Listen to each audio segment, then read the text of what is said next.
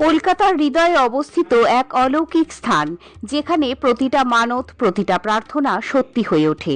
এই সেই স্থান, তারা মায়ের দরবার। শিবকৃষ্ণ দে লেন বেদান্ত কলেজের ঠিক পাশে। এই জায়গাটির নাম আজ বহু ভক্তের হৃদয়ে শ্রদ্ধা আর বিশ্বাসের প্রতীক হয়ে উঠেছে।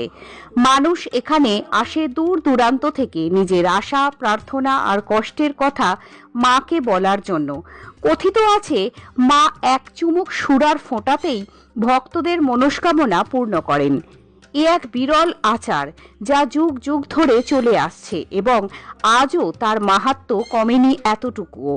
ভোরের প্রথম আলো ফুটতেই চারিদিকে জেগে ওঠে জয়মাতারা ধ্বনিতে। ভক্তরা তখন ফুল, প্রদীপ, ধূপধুনো নিয়ে হাজির হন তারা মায়ের পায়ে। রাতভর চলে কীর্তন, ভজন আর অগাধ শ্রদ্ধার আবহ।